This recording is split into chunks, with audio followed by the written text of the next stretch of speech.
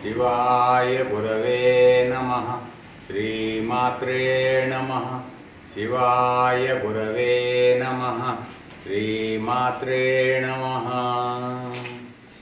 ధర్మద్రుడబద్ధమూలో వేదస్కందః పురాణశాఖాఢ్యః క్రతుకుసుమో మోక్షఫలో మధుసూదనపాదపూజయతి.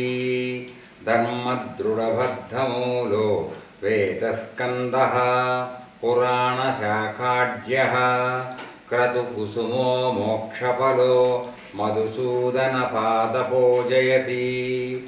ధర్మద్రుడబద్ధమూలో వేదస్కందః పురాణశాఖాఢ్యః క్రతుకుసుమో మోక్షఫలో మధుసూదనపాదపూజయతి. గరుడ పురాణం ఉత్తరఖండం 13వ అధ్యాయానికి వెళ్ళేలోపుగా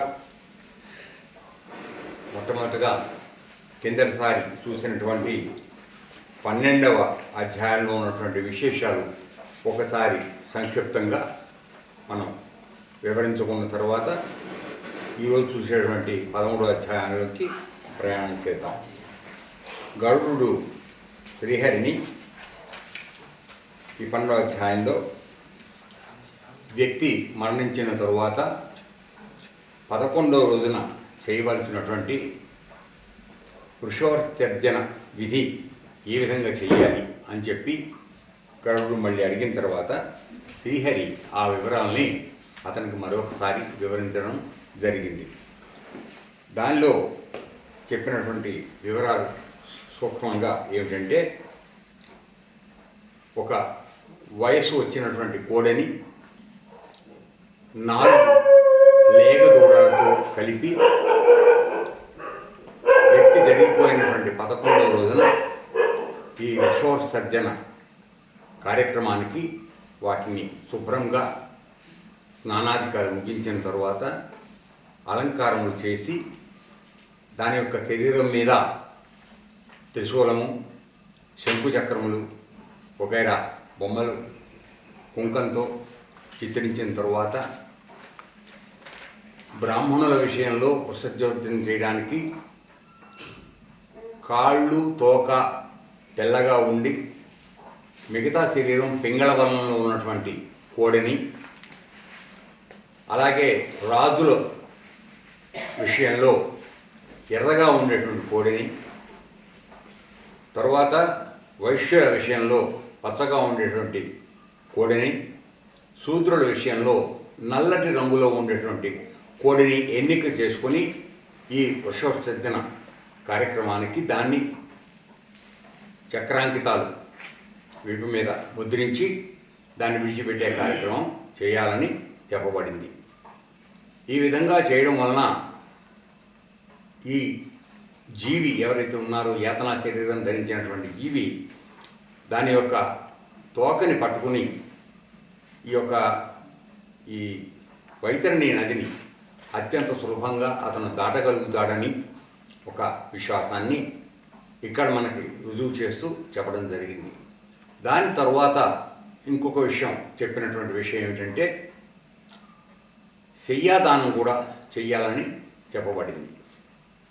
అంటే ఒక మంచి కలపతో చేయబడినటువంటి ఒక మంచాన్ని తయారు చేసి దాని మీద అవసరమైనటువంటి అన్ని ఏర్పాట్లు చేసి ఒక గృహస్థుడైనటువంటి సద్బ్రాహ్మణుడికి దీన్ని దానం ఇవ్వాలని చెప్పడం జరిగింది. అట్లాగే పాదదానము అనేది కూడా ఇంకొకటి ఉన్నది. ఈ పాదదానం అంటే మామూలుగా ఆ ప్రేత ప్రయాణ సమయంలో సహాయకారిగా ఉండేటువంటి గొడుగు, చెప్పులు, రాగి కలశం, పాత్ర, నీరు, తర్వాత బియ్యము, ఇటువంటి వస్తువులన్నీ కూడా అతనికి ఏర్పాటు చేసి సద్బ్రాహ్మణులకు కనుక దానం ఇచ్చేటట్లయితే అతని యొక్క మార్గాయాసం నరకానికి కానీ ఎక్కడికన్నా వెళ్ళేటప్పుడు మార్గాయాసంలో ఇవన్నీ కూడా అతనికి గొడుగు నీడగా ఉపయోగపడుతుంది. తర్వాత మనం ఇంతకుముందు చూసినట్టుగా నరకానికి ప్రయాణం చేసేటప్పుడు అత్యంత వేడిమి కలిగినటువంటి భూముల్లో కూడా ఇతను నడిపిస్తారని మనం చూసాము. అటువంటి పరిస్థితుల్లో అతను కనుక ఈ చెప్పులు మనం దానం ఇచ్చేటట్లయితే పాదరక్షలు అతన్ని ధరించుకొని ఆ యొక్క సహాయంతో ఈ జీవి సుఖంగా తన యొక్క ప్రయాణాన్ని సాగించడానికి వీలవుతుందని చెప్పడం జరిగింది. తరువాత ఈ వృషోద్ధరణ అయిపోయిన తర్వాత దీంట్లో మనకు చెప్పినవి ఏంటంటే ఈ కొన్ని రకాలైనటువంటి బలవన్మరణాలు చెందిన వాళ్ళ విషయంలో ఏ విధంగా చేయాలన్నటువంటి వివరాలు కూడా మనకి చెప్పడం జరిగింది. అలాంటి మరణాలు కనుక సంభవిస్తే మనం వాళ్ళకి గంగా తీరంలో కానీ అక్కడ కానీ నారాయణ బలి శ్రాద్ధం చేయవలసిన అవసరం ఉందని చెప్పారు. తరువాత వాళ్ళకి తామ్రపాత్రల్లో నింపినటువంటి తిలలు దానం ఇవ్వాలని చెప్పబడింది. అట్లాగే ఆ చనిపోయినటువంటి ప్రేత యొక్క ఆకారాన్ని 360 మోదుగు ఆకులతో శరీరం ఆకృతి వచ్చేటట్టుగా ఆ ఆకుల్ని పేర్చి అక్కడక్కడ ఈ హృదయ స్థానంలో తాటిపండ్లు, వృషణాల దగ్గర తాటిపండ్లు అట్లా అన్ని అలంకారాలు చేసి దాన్ని ఈ విధంగా తయారు చేసిన తర్వాత టెంకాయ అవి పెట్టి ఇవన్నీ ఇక్కడ చేసిన తర్వాత సవరంతో వెంట్రుకలు, కృష్ణజింక చర్మం, గురువింద గింజలు, వక్షానికి తామరలు, బొడ్డుకు వృషణాలకు తాటికాయలు ఇవన్నీ చేసి మంత్రోక్తంగా కర్మ నిర్వహించాలి. ఈ విధంగా చేస్తేనే బలవన్మరణం పొందిన వాళ్ళు, ఆత్మహత్యలు చేసుకున్న వాళ్ళు, నదిలో కొట్టుకుపోయిన వాళ్ళు వీళ్ళందరికీ కూడా శుద్ధి కలిగి వాళ్ళు ఉత్తమ లోకాలకి వెళ్ళడానికి వీలవుతుంది. అలాగే పాము కరిచి జరిగిపోయిన వాళ్ళకి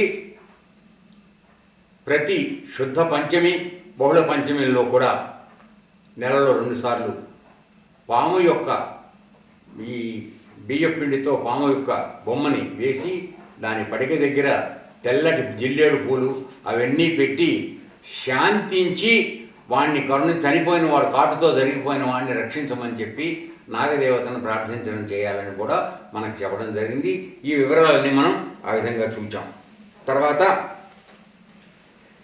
ఈ విధంగా చేసిన తర్వాత సంవత్సరం ఆఖరిలో ఉదకదానం, కుంభదానం కూడా చెయ్యాలని చెప్పేసి మనం చూడడం జరిగింది. ఈరోజు 13వ అధ్యాయాన్ని మొదలు పెడుతున్నాం. ఇందులో గరుడు అడిగినటువంటి ప్రశ్న ఏమిటంటే సపిండన విధానం ఏమిటి, తర్వాత అశౌచ నిర్ణయం అంటే అశౌచం అంటే మైల జరిగిపోయినప్పుడు కొన్ని రోజులు మనం మైలతో ఉంటాము, అప్పుడు కొన్ని పనులు చేయకూడదు, కొన్ని చేయవచ్చు. ఇటువంటి విషయాల పట్ల ఏ విధంగా వివరం కావాలని అడగటము. తర్వాత శయ్య పదదానం, ఇందాక నేను చెప్పాను శయ్యాదానం పదదానం, దాని వివరాలు పూర్తిగా చెప్పమని గరుడు శ్రీహరిని అడగటంతో ఆయన దయతో శ్రీహరి ఈ విధంగా చెప్పడం మొదలుపెట్టాడు. చనిపోయిన వానిని ఉద్దేశించి ఇచ్చిన పిండమును వానికి పూర్వులు అయిన తండ్రి, తాత, ముత్తాత వీరికై ఏర్పాటు చేస్తున్న పిండముల యందు అనగా చనిపోయిన తండ్రి వసువు, తాత రుద్రుడు, తర్వాత ముత్తాత ఆదిత్యుడు, ఈ 3 రూపాలుగా 3 పిండాలు తయారు చేయబడతాయి. ఈ అప్పుడు జరిగిపోయినటువంటి అతని తయారు చేసిన పిండాన్ని ఈ 3 పిండాల్లో కలిపి మళ్ళీ చేయడం ద్వారా ఇతన్ని పెద్దల్లో చేర్చడం అన్నమాట. చనిపోయిన అతన్ని పెద్దల్లో కలపడం అంటారు. ఆ పెద్దల్లో చేర్చడానికి చేసేటువంటి విధానాన్ని సపిండీకరణ సిద్ధాంతం చెప్పాడు. కలుపుట సపిండీకరణం అనగా చనిపోయిన వానిని అతని పూర్వీకులైన 3 తరములతో తండ్రి, తాత, ముత్తాత అనువారితో జతపరుచుట అని భావము. ఇట్టి సపిండీకరణం జరిగిన తరువాతనే పోయిన వానిని ఉద్దేశించి వాని పుత్రులు దానములు చేయవలను. సపిండీకరణం చేయకుండా దానములు చేసిన శుద్ధి కలగదు. సపిండీకరణం అయిన తరువాత చేసినవి తాత, తండ్రి, ముత్తాతలకు సద్గతి కలుగజేస్తుంది. వాళ్ళు ఆల్రెడీ చచ్చిపోయారు కదా, వాళ్ళందరికీ సద్గతి వస్తుంది. ఎందుకని పితృలోకంలో వాళ్ళు ఏ విధమైనటువంటి కష్ట సుఖాలు పడుతున్నారో మనకు తెలియదు. కానీ ఎప్పుడైతే సపిండీకరణ అయిన తర్వాత మనం కనుక దానాలు చేసేటట్లయితే ఆ దానాల యొక్క ఫలితం విశేషంగా తాత, తండ్రి, ముత్తాతలకి బాగా చేస్తుంది. తర్వాత ఇక సూతకం అనగా అశౌచ నిర్ణయం. సూతకం అంటే జరిగిపోయిన తర్వాత మనం పాటించేటువంటి మైల రోజులు మనం చూస్తాం దాన్ని. సో ఈ సుస్తు ఎన్నాళ్ళు, ఏ విధంగా, ఏ కులంలో వాడికి ఏ విధంగా పాటించాలి అనే విషయాల్ని, ఎందుకంటే అశౌచ నిర్ణయం చెప్పమని అడిగాడు కదా గరుడు, దానికి వివరం చెప్తున్నాడు. ఏమిటంటే సూతకము బ్రాహ్మణులకు 10 దినములు, క్షత్రియులకు 12 దినములు, వైశ్యులకు 15 దినములు, తదితరులకు 30 దినములకు శుద్ధి అగును. అంటే అన్ని రోజులు వాళ్ళకి మైల ఉంటుందన్నమాట. తర్వాత దీనికి రిలాక్సేషన్ చివరిలో చెప్తాడో అది కూడా ఉంది. ఈ కలికాలంలో అందరికీ కూడా 10 రోజుల తర్వాతే శుద్ధి అయిపోతున్నట్టుగా ఒక చివరికి మనందరికీ రిలాక్సేషన్ ఇచ్చారు. ఎందుకంటే 30 రోజులు ఉన్నమంటే కష్టం కదా మనందరికీ, అందుకోసం అని చెప్పి మనకు రిలాక్సేషన్ ఇచ్చారు. ఓకే. తర్వాత సపిండులు అనగా మనం దాదాపుగా జ్ఞాతులను అనుకోవచ్చు. అనగా గత 4 తరముల వారు, అంటే చనిపోయిన ఆయన, వాని తండ్రి, తాత, ముత్తాత, వీనికి 10 దినములు సూతకం. సకుల్యులు అని రెండో కేటగిరీ, ఆ కులంలో వాడు మరణించిన వాణిని మొదలుకొని గత 7 తరములు వెనక్కి వాళ్ళ పిల్లలు, వీళ్ళకి. తర్వాత గోత్రజులు అంటే నీ గోత్రానికి సంబంధించిన వాళ్ళు, మరణించిన వానితో మొదలుకొని గత 10 తరముల వారి పిల్లలు, వీరికి 6 రోజులు మొదలుకొని స్నానము చేతనే శుద్ధి అగుట జరుగును. అంటే మామూలుగా బ్రాహ్మణ విషయంలో 10 దినాలకు జరుగుతుంది. అయితే ఎవరికి 3 తరాలు, వాడి కొడుకులు వీళ్ళకి, వీళ్ళకి వస్తుంది. కానీ దాని యొక్క కొనసాగింపు ఎంతవరకు ఉంటుందంటే సపిండులు అనే వాళ్ళకి 4 తరాలు, సకుల్యులు అనే వాళ్ళకి 7 తరాలు, తర్వాత గోత్రజులు అనే వాళ్ళకి 10 తరాలు కింద వరకు. అంటే అంత దూరం కూడా ఈ మహిళ యొక్క శౌచం ఎక్స్టెండ్ అవుతుంది. ఎందుకని చెప్తున్నారు ఇది అనేటట్లయితే, ఒక గోత్రం నుంచి వచ్చినటువంటి ఋషుల యొక్క పరంపరగా వచ్చినటువంటి వాళ్ళ యొక్క శాఖ లేక దాని యొక్క కణాలు, జీవకణాలు ఇన్ని తరాలు నడుగుతూ వస్తాయి. కాబట్టి దాని ప్రాముఖ్యత ఎప్పటి వరకు ఉన్నదో అక్కడి వరకు వాళ్ళందరూ సాధించాలి. నేను ఎప్పుడో మా 9వ తరం నాకు లేదని అనడానికి వీళ్ళే. ఎందుకంటే 9 తరాల ముందైనా కూడా నీవు వాళ్ళకి సంబంధించిన వాడివే, కాబట్టి నీకు అప్లై అవుతుంది. మరి నీవు నీ చేత ఒక మంచి పని జరపబడి ఇప్పుడు సశాస్త్రీయంగా నువ్వు ఉత్తర కర్మలన్నీ చేసేటట్లయితే, పుత్రుడు వాడు తండ్రికి గయలో శ్రాద్ధం పెట్టడం వలన, తర్వాత ఉషోర్సర్జనం చేయడం వలన 21 తరాల వాళ్ళు పితృదేవతలందరూ ఇదైపోతారు, శుద్ధి అయిపోతారు. అంత బలం ఇచ్చారు. మరి ఇప్పుడు కిందకు వచ్చేటప్పటికి వీళ్ళు అబ్జర్వ్ చేయాలా అక్కర్లేదా? అందుకోసం పెట్టబడిన నిర్ణయం ఇది. ఓకే, శుద్ధి అవుతుంది. ఒక సూతకం ఉండగా, ఇప్పుడు మనకు వచ్చే ప్రాబ్లమ్స్ మాట్లాడుతున్నాడు.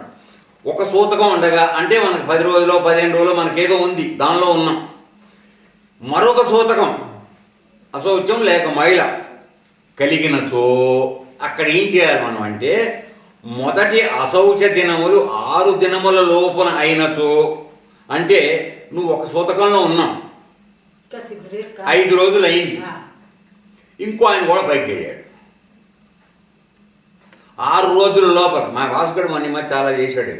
సో ఓకే, 6 దినముల లోపల అయినచో మొదటి అశౌచము తోడనే రెండవ అశౌచం కూడా శుద్ధి అయిపోతుంది.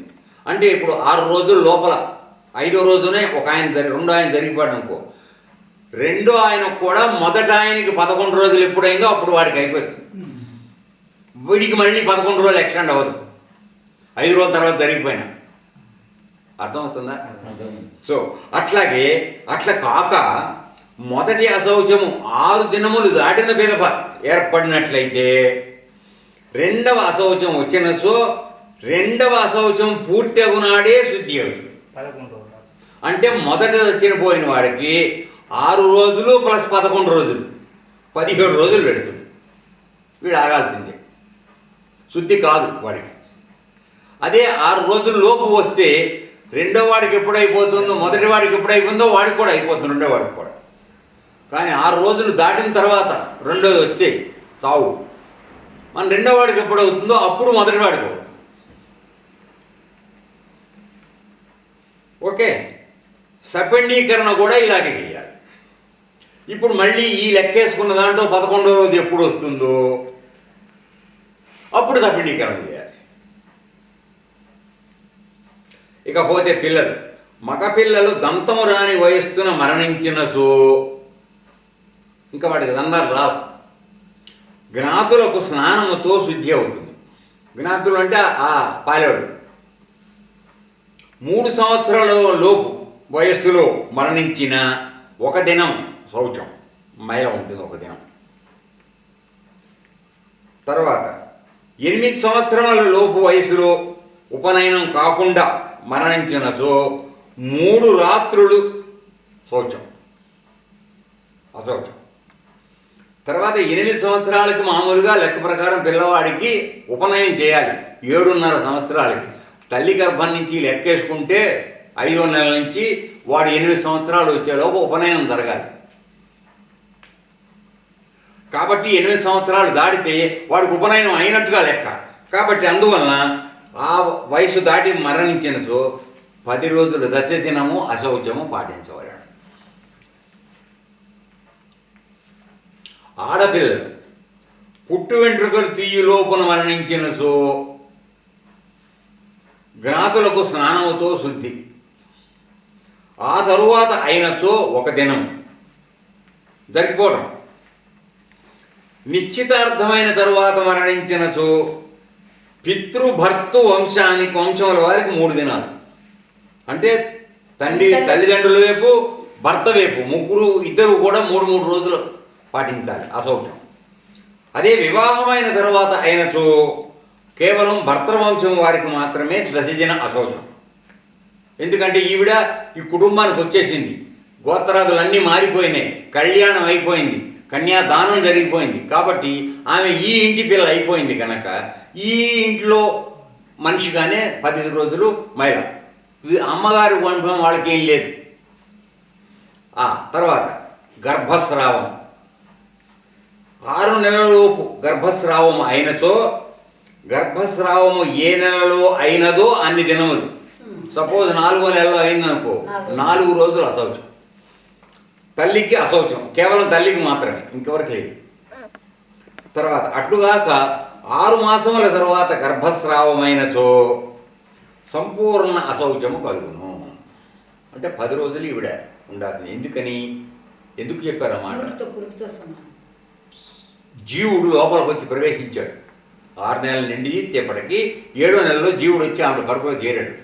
అప్పుడు గర్భస్రావం జరిగే పరిస్థితి వస్తే పిల్లవాడితో సహా పోయినట్టే. అందువలన ఆవిడ 10 రోజులు అబ్జర్వ్ చేయాల్సిందే, నిండు గర్భిణి. జ్ఞాతులకు మాత్రం స్నానంతో శుచి. అంటే తల్లికే గర్భస్రావాలు జరిగితే జ్ఞాతులకి స్నానం. తర్వాత ఇక్కడ చెప్పాను, ఇందాక చెప్పింది, కలియుగమున అన్ని వర్ణముల వారికి 10 దినములు కాగానే శుద్ధి అని శాస్త్ర నిర్ణయము. ఇందాక అక్కడ 15 రోజులు 20 రోజులు 30 రోజులు చెప్పారు కదా, అది ఇప్పుడు లేదు. కలియుగంలో మానవులకి మనకు అన్ని ఎగ్జామ్షన్సే కదా, మనం ఏది చేయలేమని వాళ్ళందరికీ తెలుసు శాస్త్రం రాసేటప్పుడే. అందుకని 10 రోజుల తర్వాత అందరికీ అయిపోతుందని చెప్పారు. తర్వాత ఇప్పుడు అశౌచ సమయమును చెయ్యరాని పనులు అంటే మైల మనం సుస్సులో ఉన్నప్పుడు ఏ పనులు చెయ్యకూడదు. మనం ఆశీర్వాదం ఇచ్చుట పుచ్చుకొనుట, ఎవరిని నమస్కారం చేయమని ఆశీర్వాదం ఇవ్వకూడదు, ఎవరి దగ్గరికి వెళ్ళి ఆశీర్వాదం తీసుకోకూడదు. దేవతల పూజ, పెద్దలను గౌరవించడం, బట్టలు పెట్టడం, అట్లాంటివి మనం మామూలు చేసే మర్యాదలు ఏం పనికిరావు. తర్వాత నమస్కరించడం కూడా లేదు. తర్వాత మంచముపై పరుండటం, మంచం మీద పడుకో భూసేనమే చేయాలి. ఇతరులను తాకుట చేయరాదు. ఎందుకని మనలో ఉన్నటువంటి వైబ్రేషన్స్ వాళ్ళకి వైరస్ అంటుకునే అవకాశం ఉంది కనుక మనం దాన్ని చేయకూడదు. తర్వాత సంధ్యావందనము, దానము, జపము, హోమము, వేదాధ్యయనము, పితృతర్పణము, బ్రాహ్మణ సంతర్పణ, వ్రతము, నిత్య నైమిత్తిక కర్మలు చేయరాదు. ఏమీ చేయడానికి వీల్లేదు. ఎందుకని? నీవు ఒక మైల అంటుకుని దానిలో ఉన్నావు కాబట్టి నీ వలన ఏదైనా కార్యక్రమం నిర్వర్తించబడితే ఆ కార్యక్రమం కూడా మైలపడిపోతుంది. అందువలన చేయడానికి లేదు. ఒకవేళ చేసినచో లోగడ చేసిన వాని ఫలితం కూడా నశించును. ఇంతకుముందు నువ్వు చేసుకున్న పుణ్యం అంతా కూడా ఒక దెబ్బన దిగిపోతుంది. అందుకని చేయడానికి వీల్లేదు. నిజంగానే మాట్లాడితే మనం గడ్డం కూడా చేసుకోకూడదు. చాలా దీనమైనటువంటి దీనిలో దుఃఖకారకంగా దుఃఖభాజికంగా మన యొక్క ప్రవర్తన అంతా కూడా ఉండాలి. పోయిన వాడిని తలుచుకుంటూ ఉండాలి. చెప్తాడు అది కూడా. తర్వాత ఈ దోషం లేనివారు ఎవరు? అశౌచ దోషం లేనివాడు. ఇవన్నీ చేయొద్దన్నాడు కదా. అసలు ఈ దోషం ఎవరికి ఉండదంటే బ్రహ్మచారి వ్రత మంత్రభూతులు. అంటే బ్రహ్మచార్యమే వ్రతంగా కలిగినటువంటి వాళ్ళు, మంత్రసిద్ధి కలిగినటువంటి వాళ్ళు, మంత్ర అనుష్ఠానం చేసేవాళ్ళు. తర్వాత ఆయుధాగ్నులు, ఏమనుకున్నారా, నిత్యాగ్నిహోత్రం చేసేవాళ్ళు. తర్వాత బ్రహ్మజ్ఞానులైనటువంటి యతులు, తర్వాత రాజులు. వీళ్ళకి అశౌచం అంటుకోదు. వివాహాదులు జరుగుతున్నప్పుడు, పెళ్లి జరుగుతుంది, టక్కన ఎవడో పోయాడో కబురు వచ్చింది, అశౌచము వచ్చినచో ఆ వార్త తెలియక మునుపు వండిన అన్నము దూష్యం కాదు. ఆ కబురు తెలియకముందు మనం వండుకున్నాం, తీరా తిందాం అనుకున్నాం, వార్త వచ్చింది. అయితే మరి అన్నం ఏం చేయాలంటే అది పాడవద్దు. ఎందుకంటే వార్త తెలియకముందు మనం తయారు చేసాం. అట్లాగే అటువంటి అన్నాన్ని తిన్నాను కూడా తప్పలేదు. ఇక్కడ చెప్తాడు, దూష్యం కాదు. తెలియక అశౌచమును వండిన అన్నమును భుజించిన దోషం లేదు. నీకు కబురు తెలియదు కానీ నువ్వు భోజనం చేసావు, దానివల్ల ఏమి కాదు. సూతకమున అంటే సూతకం వచ్చి తెలిసినవాడు, అన్నం పెట్టినవాడు తిన్నవాడు ఇద్దరూ పాపం పొందుతారు. నీకు ఒక్కసారి సూతకం అంటే మైల సుస్తు వచ్చిన తర్వాత తెలిసి నువ్వు కనుక అన్నం పెట్టినా, ఒకవేళ వాడికి కూడా తెలిసి తిన్నా, ఇద్దరు పాపం పడతారు. సపిండీకరణమును 12వ దినమున త్రైపక్షికమున అనగా 15-45 రోజుల ప్రాంతంలో 6వ నెలలో సంవత్సరంలో కూడా చేయవచ్చు. కానీ సపిండీకరణను 12వ దినమున చేయుట ఉత్తమము.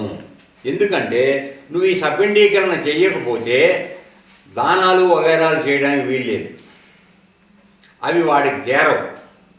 ఈలోపు ఈ చేయవలసిన వాడు ఎవడన్నా కుట్టుకోమంటే ఇది చేయకుండా మిగిలిపోతుంది. అప్పుడు ఎవడు చేయాలా? అందుకని ఇటువంటి కంటిన్యూన్సీస్ ఏమి రాకుండానే అప్పటిదాకా టైం ఉన్నప్పుడు ఎందుకు చెప్పారు సంవత్సరంలో పని?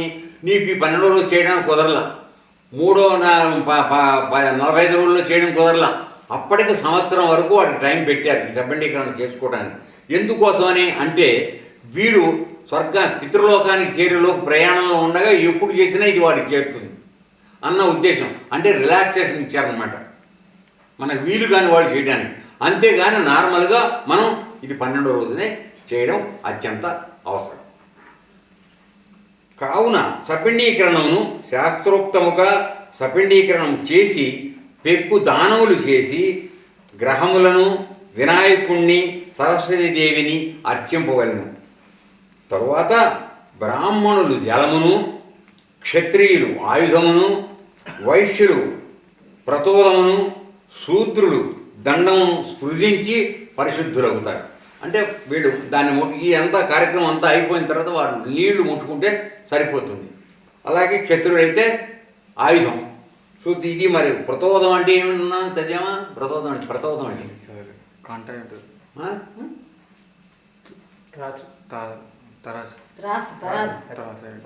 తరాజు.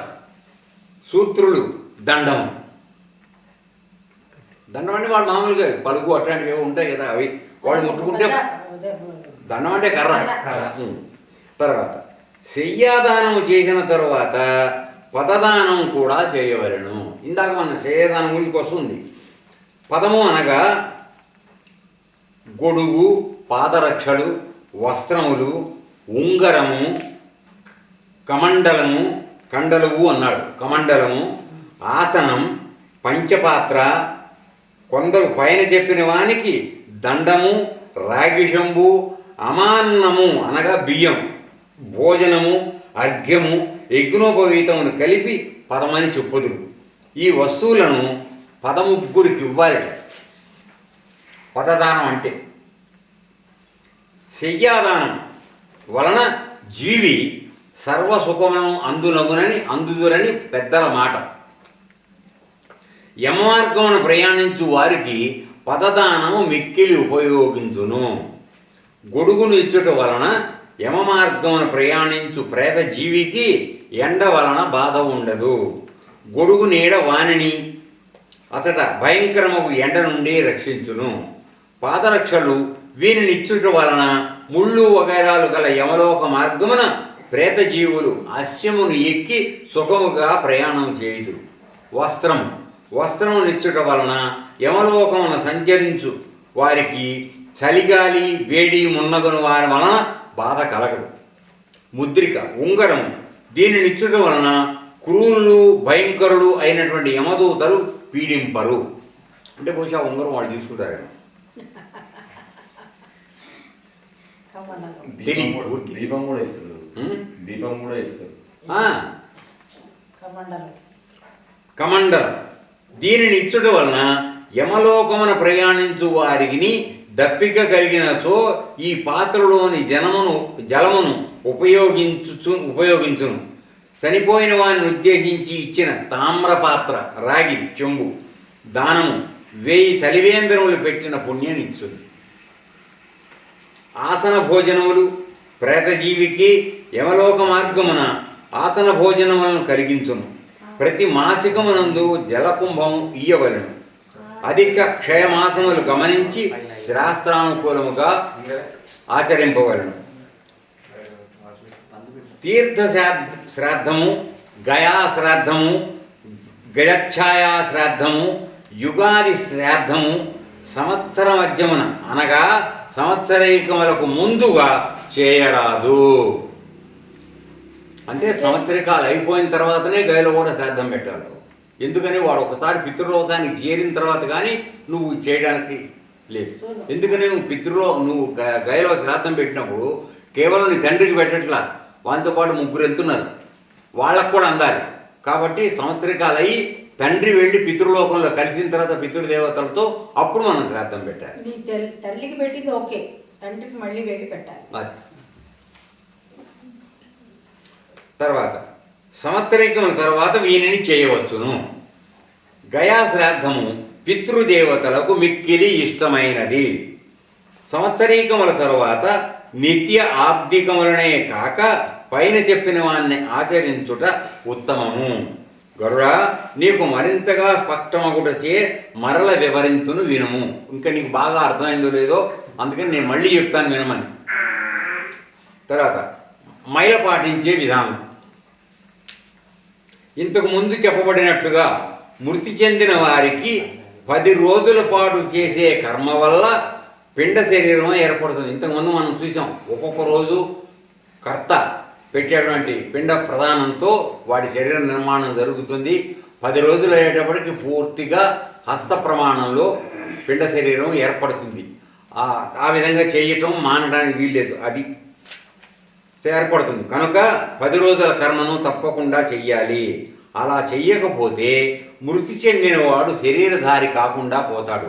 అంటే ఈ వాయు ప్రమాణం, అంగుష్ట ప్రమాణం వల్ల వాయు రూపంలో ఉండిపోతాడు వాడు. అది అందరికీ దుఃఖభాజకమే. శూద్రుని శవంతో కూడా బ్రాహ్మణుడు మిత్రత్వం చేత అంటే ఫ్రెండ్ అయి ఉండి శ్మశానానికి వెళ్ళడం జరిగితే అతడు 3 రోజులు అశౌచం పాటించాలి. బ్రాహ్మణుడు ఒకవేళ శూద్రుడి చావుకి శ్మశానానికి వెళ్ళవలసి వస్తే స్నేహితుడని చెప్పి 3 రోజులు అశౌచం పాటించాలి. అనంతరం కావేరీ నది స్నానం వల్ల అతడు పరిశుద్ధుడు కాగలడు. ఇతర వర్ణాల విషయంలో కేవలం 1 రోజు మాత్రమే. అశౌచం అంటే మనం వెళ్ళి వస్తే ఒకరోజు అశౌచం పాటించాలి. సమీపంలోని ఏ నది నీటిలోనైనా స్నానం చేసి పరిశుద్ధులు కావచ్చు. అందుకని మనం ఒకరోజు అబ్జర్వ్ చేసినా చేయకపోయినా మరుభూమికి వెళ్ళిన తర్వాత ముఖ్యంగా శవం మోసిన వాళ్ళైతే ఖచ్చితంగా అక్కడ స్నానం చేసి శివాలయం సందర్శన చేసుకుని ఇంటికి వచ్చి దీపారాధన చూసి అక్కడ ప్రసాదం భోంచేసి వెళ్ళాలి. లేకుండా మామూలుగా శ్మశానానికి వెళ్ళిన వాళ్ళు ఏదైనా ఒక నదిలో స్నానం చేసి కానీ ఇంటికి వెళ్ళడానికి వీలేదు. అక్కడ దగ్గర ఉన్న నదిలో కానీ స్నానం చేయకుండా వెళ్ళడానికి వీలేదు. ఇప్పుడు మనం చేయాల్సింది చూడండి, మృతి చెందిన వారి యొక్క సద్గుణాలనే సదా తలుచుకోవాలి. పొరపాటునైనా వారి అవగుణాలను బలహీనతలను తలుచుకోరాదు. ఎందుకు చెప్పారు ఇది చెప్పండి? ఎందుకు చెప్పారు? అతని యొక్క సద్గుణాలని మంచి పనులు మాత్రమే తలుచుకోండి. అతని చెడుల పనులు, అతను చేసిన పాపకర్మల గురించి మనం తలుచుకోవద్దు. ఎందుకని? అలా జీవి మన చుట్టూ తిరుగుతుంది కానీ మనం అనేటి వాళ్ళు వింటారని. Correct point. ఆత్మ 12 రోజుల పాటు వాడు ఇక్కడ తిరుగుతూ ఉంటాడు. అతని గురించినటువంటి తప్పు మాటలు మనం కనుక మాట్లాడితే అతను వినే అవకాశం ఉంది. అతను విన్నప్పుడు అతను కనుక శపిస్తే అది నీ వంశం మీద దెబ్బ పడుతుంది. సూక్ష్మశరీరంలో ఉంటాడు అతను. అందువల్ల ఎప్పుడు తప్పు మాటలు మాట్లాడదు. అందుకే మన నాయకులంతా కూడా చాలా గొప్పవాళ్ళని అందరినీ పొగుడుతూ ఉంటారు పోయిన తర్వాత.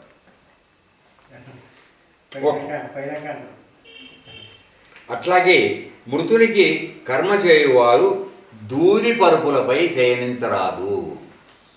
మంచం ఒకటే కాదు, పరుపు కింద వేసుకుని పడుకుందామని కూడా కుదరదు. నేల మీద పడుకోవాలి. తర్వాత మృతి చెందినవాడు 3 రోజులు అగ్నిలోను, 3 రోజులు నీటిలోను, 3 రోజులు ఆకాశంలోను, 1 రోజు ఇంట్లోనూ నివసిస్తాడు. ఈ 10 రోజుల లెక్క. మొదటి రోజున 3వ, 5వ, 7వ, 9వ 11 దినాలలో నవశ్రాద్ధం చేయాలి. ఇదేమిటో మనకి మొదటి రోజు ఏ చోట తర్పణ విధి నిర్వహిస్తే 10 రోజుల పాటు అదే స్థలంలో చేయాలి. అందుకని మనం కాష్టం చేసిన దగ్గరే మొట్టమొదటి పిండాలు చేసి పెడతాం కాబట్టి 10వ రోజు అయ్యే వరకు అక్కడే చేస్తారు. 10వ రోజు తర్వాత అక్కడికి వెళ్ళరిక. ఎందుకని? అతని శరీరం ఏర్పాటు అయిపోయింది. 11వ రోజు 12వ రోజు వాడికి బలం రావడానికి ఆహారం పెడతాం మన ఇంటి దగ్గర చేసి. అయిన తర్వాత 13వ రోజు వాడి ప్రయాణం స్టార్ట్.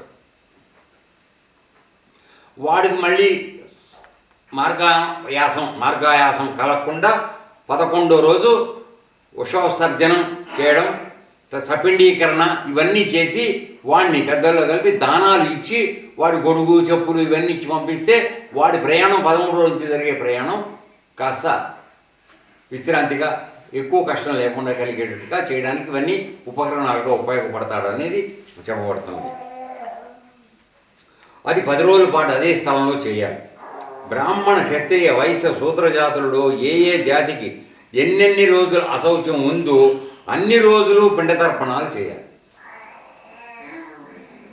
అది మామూలుగా చెప్పిన రూలు. మనకు మామూలుగా 10 రోజులు ఆల్రెడీ కింద ఇచ్చేశాడు కదా, కాబట్టి పర్వాలేదు.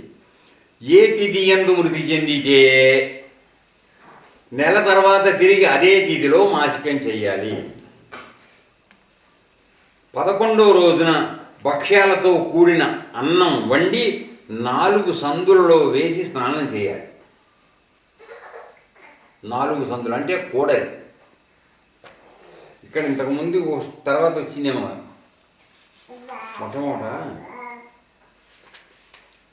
మొట్టమొదటి 3 రోజులు 3 శిలల్ని కట్టి, అది తర్వాత వచ్చింది ఏమంటారు, మొదటి 3 రోజులు ఒక్కొక్క 3 రోజులకి 3 శిలలు తాడుగా కట్టి రోడ్ల సందులో 4 రోడ్ల కూడలిలో వేసి రావాలట. ఇప్పుడు 11వ రోజున మళ్ళీ అక్కడ మనం వేస్తున్నాం కాబట్టి మళ్ళీ ఈ భోజనం తీసుకెళ్ళి అక్కడ వేయాలని బహుశా చెప్పు ఉండొచ్చు. ఇది ఎక్కడో చూశాను నేను ఇందాక. మళ్ళీ చూద్దాం. తర్వాత శూద్రులకు అశౌచం 1 నెల ఉంటుంది. 15 రోజుల తర్వాత ఏకోదిష్టం అనగా దీన్ని శ్రాద్ధం అంటారు. శ్రాద్ధం పెట్టాలి వాడికి. క్షత్రియులు 12వ నాడు, వైశ్యులు 17వ నాడు చేయాలి.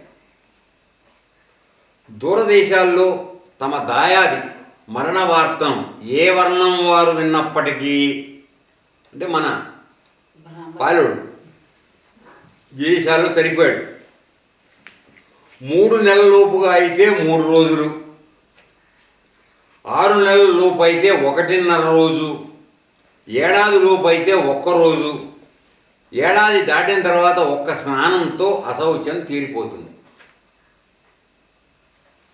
తల్లిదండ్రులు మరణం చెందిన, శిశుజననం జరిగిన అశౌచం 1 నెల మాత్రమే. అక్కడ ఫారిన్ కంట్రీలో. శయ్యాదానం. ఓ పక్షిరాజా, శయ్యాదాన మహిమను గురించి విను. ఈ దానాన్ని ఎవరికి వారే స్వయంగా ఆచరించడం ఉత్తమం. ఎందుకంటే అబ్బాయిలు మనకు మంచి మంచం ఇస్తారో ఎవరో తెలియదు, అందుకే మనకు మనమే దానం ఇచ్చుకోవడం మంచిదని చెప్తున్నాడు. చందనాది సుగంధ ద్రవ్యాలతో, పూలతో, పట్టు వస్త్రాలతో అలంకరించిన శ్రేష్టమైన కలపతో చేసిన మంచం మాత్రమే శయ్యాదానం ఇవ్వడానికి తగినది. ఇనప మంచాలు అట్లాంటివి ఇవ్వడానికి వీల్లేదు. అర్థమైందా? తర్వాత రాగి పాత్రతో నీరు, నువ్వు చెప్పేవే దీపస్తంభం, దీనితో పాటు జతగా దానం చేయవలసి ఉంటుంది. గృహస్థుడు, నిష్ఠాపరుడు, యోగ్యుడైన వానికి మాత్రమే దీనిని దానంగా ఇవ్వాలి. ఈ మంచాన్ని తీసుకునేవాడు వాడు యోగ్యుడై ఉండాలి, వాడు గృహస్థుడై ఉండాలి, నిష్ఠాపరుడై ఉండాలి. తర్వాత దానం చేసేవారు మొదట పార్వతీ పరమేశ్వరులను, లక్ష్మీనారాయణులను, నవగ్రహాలను, అష్టదిక్పాలులను క్రమం ప్రకారం అర్చించిన మీదటనే దానం ఇవ్వాలి. భూరి దక్షిణతో బ్రాహ్మణుని సంతృప్తిపరచాలి. కొద్దిగా కష్టం, ఇది కొద్దిగా కష్టమైన విషయం. బ్రాహ్మణులకి తొందరగా తృప్తి కలగదు, చాలా కష్టం ఇది. అయినప్పటికీ దండిగా ఇమ్మని, అంటే మన వాళ్ళు ఇచ్చేవాళ్ళు కూడా పిచ్చినాడు వాళ్ళు ఉంటారు కదా, పావలా ఇస్తే సరిపోదా అనేవాళ్ళు కూడా మనం ఇచ్చేవాళ్ళు కొంతమంది ఉంటారు. అలా కాకుండా నీ శక్తికి తగ్గట్టుగా ధారాళంగా దానం ఇవ్వాలి. దక్షిణ ఇది చాలా ఉత్తమమైన దానం. మరణించిన వారి నిమిత్తం వారి సంతానం ఈ విధి నిర్వర్తించవచ్చు. అంటే మన సమయంలో మనం చేసుకోకపోతే మన పిల్లలైనా చేయవచ్చు. వాళ్ళు చేస్తారని నమ్మకం లేవు, మనం చేసుకోవడం మంచి పని. దశదానాల్లో ఇది కూడా చెప్పబడింది. వసు రుద్ర ఆదిత్య రూపులైన పితామహాదుల పిండాలలో, ఇందాక 3 చెప్పుకున్నాం కదా, వసువు, రుద్రుడు, ఆదిత్యుడు. ఎవని పిండం మిళితం చేయబడదో వారికి పుత్రులకే ఇవ్వబడే ఏ దానములు ముట్టవు. సపండీకరణ చెయ్యాలి. అంటే తప్పకుండా ఈ సపిండీకరణ అంటే పెద్దలలో కలిపేటువంటి పని చెయ్యకుండా పుత్రులు ఎంత కర్మలు చేసినప్పటికీ వాళ్ళ చేత నిర్వహించబడినటువంటి దానములు ప్రేతకి అందవు, ఆ పితృదేవతలకు కూడా అందవు. అందువలన సపిండీకరణ ఖచ్చితంగా జరిగి తీరాలి. ఇక అశౌచ నియమాలు చెప్తున్నాను విను. ఆశీర్వాదం అంటే ఇవ్వడం చేయడం 2, దేవపూజ, ప్రత్యుత్థానం, అభివందనం, మంచంపై పరుండుట, ఇతరులను సృజించుట, సంధ్యావందనము, దానము, జపం, హోమం, స్వాధ్యాయం, పితృతర్పణం, బ్రాహ్మణ భోజనం, వ్రతం, కామ్యకర్మలు అశౌచము ఉండగా చేయరాదు. సూతక సమయంలోని నిత్య నైమిత్తికాది కర్మలు చేసినట్లయితే పూర్వం చేసిన నిత్య నైమిత్తిక కర్మాదులు నశిస్తాయి. అంటే ఇంట్లో మామూలుగా చేస్తున్నాను కదా అని పూజ, నైవేద్యం అవన్నీ కనుక పెడితే అవన్నీ కూడా ఇదివరకు చేసినటువంటి పుణ్యం కూడా హరించుకుపోతుంది. కానీ బ్రహ్మచారికి, మంత్రభూతునకు, తర్వాత మంత్ర అనుష్ఠానంలో ఉన్నటువంటి వాడికి, అహితాగ్నికి, నిత్య అగ్నిహోత్రం ఉన్న చోట దానికి, తర్వాత బ్రహ్మనిష్ఠుడైనటువంటి యతికి, తర్వాత రాజుకు అశౌచం లేదు. ఇందాక వచ్చింది, అది మళ్ళీ వివరిస్తున్నాడు ఆయన. కలిధర్మాలు అనంతములగుట వలన పురుషుల ఆయుర్దాయాలు క్షీణిస్తున్నందువలన 4 వర్ణాల వారికి కూడా 12వ దినమే సపిండీకరణమునకు ఉత్తమము అని తెలుసుకొనుము. ఇందాక నేను చెప్పాను ఎందుకు 12 రోజులు చేయాలి. లోపల ప్రొవిజన్ ఉంది, సంవత్సరంలోపు ఎప్పుడైనా చేస్తాను. కానీ ఇక్కడ పురుషులు అల్పాయుష్కులు అవుతున్నారు. కర్మ చేసేవాడే సంవత్సరం కాకుండా లేచిపోయాడు అనుకో, ఇంక వాడికి పెట్టే పోయిన వాడికి అందే అవకాశం లేదు, సఫలీకరణ జరగదు. అందువలన జాగ్రత్త పడాలి. తర్వాత ఆ నాగాంతకునికి శ్రీమన్నారాయణుడు ఇంకా ఇలా వివరిస్తున్నాడు. నాగాంతకుడు అంటే నాగులను చంపేవాడు గరుడు. మాతృపరంపర, తల్లికి తల్లి, ఆమెకు తల్లి. పితృపరంపర, తండ్రి, తాత, ముత్తాత. వీళ్ళల్లో ఎవరైనా సజీవులుగా ఉన్నప్పుడు మంచి క్రిటికల్ ప్రాబ్లం, సపిండీకరణ చేయవలసి వస్తే గత తరాల వారిని ఉద్దేశించి 3 మృతి పొందిన వారిని సపిండీకరణకు శాస్త్ర విధి నిర్వర్తించవచ్చు. అంటే ఇప్పుడు ఒక తండ్రి చనిపోయాడు, మామూలుగా అయితే వాని తండ్రికి తాతకి వీడికి పెడతాం మనం. కానీ తాత అంటే నాకు తాత, మా నాయనకి తండ్రి బతుకున్నాడు, మా నాయన పోయాడు. ఉదాహరణ చెప్తున్నాను. ఇప్పుడు నేను ఎడ చేయాలా? సపిండీకరణ. బతికున్నాడు, సపిండీకరణ పెడతానికి వీలేదు కదా. అందుకోసమని మా తాత కనుక బతికుంటే మా తాతకు 3 వెనకాల ఎవరున్నారో వాళ్ళని లెక్కలోకి తీసుకుని సపిండీకరణ చేయాలి. నేను మనవాడు చేయాలి. చేసేది నేను కదా. మా నాన్నగారు జరిగిపోయారు, తాత బతికున్నాడు. అప్పుడు తాతగారి యొక్క 3, ఆయన తండ్రి, ఆయన తాత, ఆయన ముత్తాత, మనకు 5 తరాలు అవుతుంది మనవాడికి. అక్కడికి పెట్టాల్సి వస్తుంది. తండ్రిని తాతను వదిలేస్తాం, తాత రావడం అందులోకి. అది సో ఉదాహరణ ఇచ్చాడు వీడు. తండ్రి మరణించి తాత బతికి ఉన్నాడు అనుకో, అప్పుడు ఆ తాతను సంప్రదించి వారికి 3 తరాల పూర్వీకులను ఉద్దేశించి సపిండీకరణ విధి మనుమడు నిర్వర్తించాలి. అట్లాగే తల్లి మృతి చెందిన అమ్మమ్మ, ఆమె తల్లి బతుకున్నారనుకో, ఏ వృద్ధురాలు బతుకుందో ఆవిడ గత 3 తరాలకు తల్లులకు మనవుడు సపిండీకరణ నిర్వహించవచ్చు. అంటే ధర్మాన్ని దాటకుండా మార్గాంతరం చెప్పబడింది. ప్రత్యేకముగా ఈ విషయం ఎందుకు చెప్పబడిందంటే గో భూ ధన ధాన్యాదులను ప్రసాదించి నిండుగా ఆశీర్వదించే తాతలు పైనుండి పితృదేవతా క్రమంలో, అంటే అక్కడ సీనియారిటీ ఫాలో అవుతారు, పితృదేవతా క్రమంలో తమ వంశం వారిని పరికిస్తూ ఉంటారు. ఇప్పుడు చేస్తున్నాడా లేడా, ఈ వంశం మన వంశంలో మీ మనవడు దీంట్లో ఉన్నవాడు చేస్తున్నాడా లేదా అని వాడు చూస్తూ ఉంటారు. అంటే వాళ్ళ జన్మ రాకపోతే సుమా ఇవన్నీ. తర్వాత వారికి శ్రాద్ధ విధి నిర్వర్తించడం ద్వారా కర్తకు ఎనలేని శుభ ఫలితాలు సంప్రాప్తిస్తాయి. కనుకనే శ్రాద్ధం త్యజించరాదని అంటారు. వాటికి ఇక్కడ వరకు చేశాం. కృష్ణార్పణం. రేపు మిగతా భాగం మనం చేద్దాం.